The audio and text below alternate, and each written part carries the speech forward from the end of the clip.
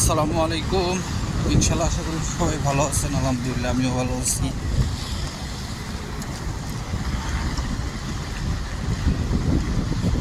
যে যেখান থেকে আমার ভিডিওটি দেখছেন সবাইকে অসংখ্য ধন্যবাদ, অসংখ্য ভালোবাসা। আজকে আপনাদের সাথে কথা বলবো হচ্ছে, প্রথমে একটা ভিডিও দেখাবো আপনাদের, আর সাদা পাসপোর্টের আপডেটের ভিডিও।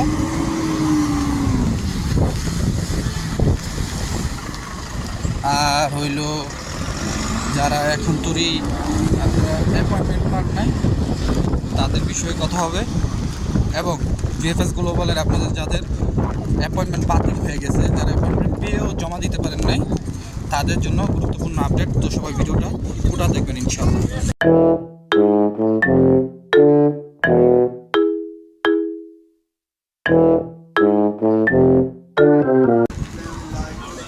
তো সব কিছুর জন্য আলহামদুলিল্লাহ, আপনারা একটা ভিডিও দিতেছি, ভিডিওটা দেখেন। রোমান সাম্রাজ্যের স্মৃতিধন্য দেশ ইতালি। রোম শহর ঘিরে গড়ে উঠেছে দেশটির জনপদ। প্রাচীন রোম ছিল শিক্ষা দীক্ষায় এগিয়ে, আধুনিক ইতালিতে রয়েছে তার ছাপ। আছে অসংখ্য দর্শনীয় স্থান। তাছাড়াও অর্থনৈতিক দিক বিবেচনায় স্বল্পোন্নত দেশের সকলেই ধরতে চান ইতালির পথ। ইউরোপের দেশ ইতালিতে বাংলাদেশিদের আসা শুরু হয় 90-এর দশকে, কিন্তু এটি তীব্র হয় 2000-এর দশকে। ইউরোপের বাইরের দেশগুলো থেকে আসা অভিবাসীদের সংখ্যা বিবেচনায় বাংলাদেশিরা এখন ইতালিতে অষ্টম সর্বোচ্চ। দেশটি নিয়ে বাংলাদেশিদের সর্বোচ্চ আগ্রহ থাকায় দালালরা ফাঁদ পেতে বসে থাকে। ভুয়া ওয়ার্ক পারমিট দিয়ে লুটে নেয় সর্বস্ব। ভুয়া পারমিটের কারণে এখন আর বাংলাদেশিদের ভিসা দিতেই চায় না Italy. Introducing High Class by Akij Port.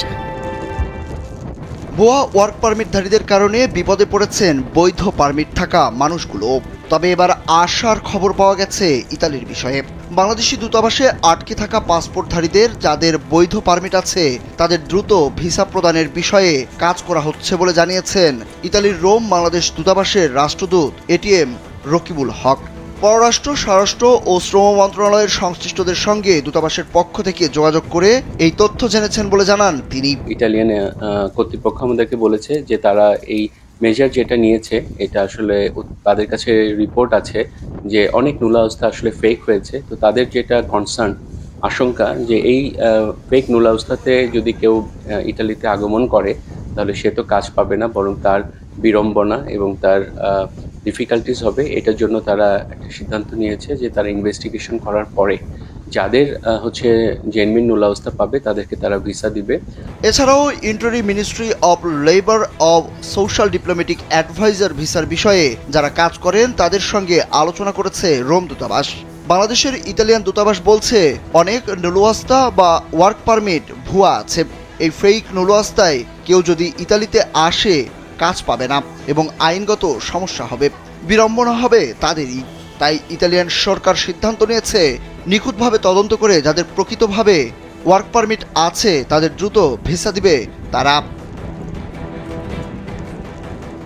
ইতালির দূতাবাস আরও আশ্বস্ত করেছে 2025 সালের ভিসার ক্ষেত্রে ওয়ার্ক পারমিটের মাধ্যমে ইতালিতে আসার ব্যাপারে কোনো প্রভাব ফেলবে না।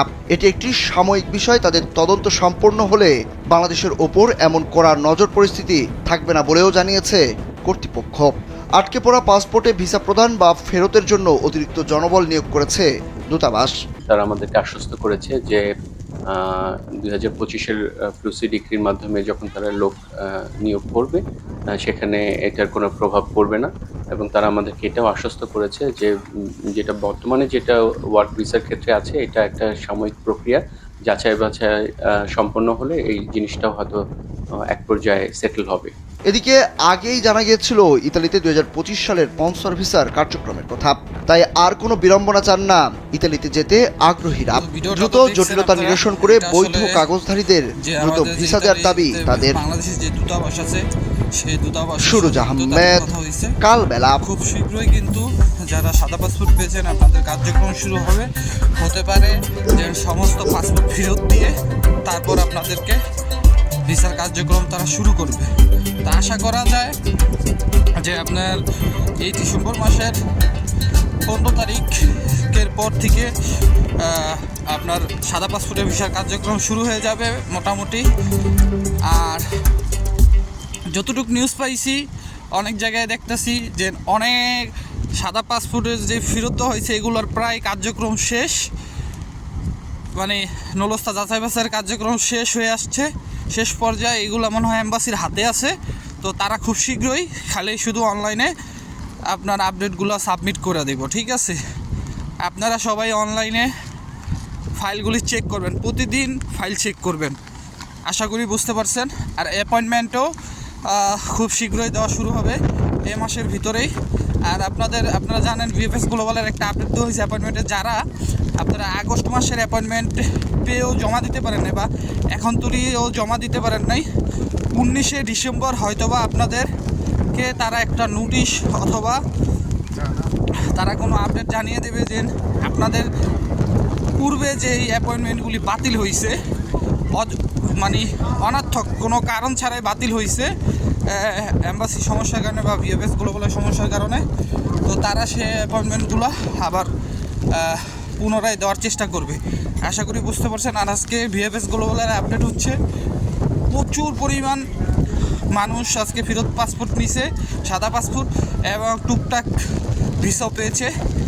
আর যারা ফ্যামিলি ভিসা জমা দিয়েছেন আপনারা অবশ্যই খেয়াল রাখবেন যে আপনারা যখন নলস্তা উঠেছে তখন আপনাদের বিয়ে হয়েছে কত তারিখে, আর যখন আপনাদের রিয়েল বিয়ে হয়েছে সেটা কত তারিখে, এই জিনিসগুলো আপনাদের ঠিক রাখতে হবে, কারণ ফ্যামিলি ভিসা দুইটা কিন্তু বাতিল হয়ে গেছে, আশা করি বুঝতে পারছেন। তো সবাই গুরুত্ব সহকারে এই বিষয়গুলি দেখবেন। তো সবাই ভালো থাকেন, সুস্থ থাকেন, দোয়া করবেন। আসসালামু আলাইকুম, আল্লাহ হাফেজ।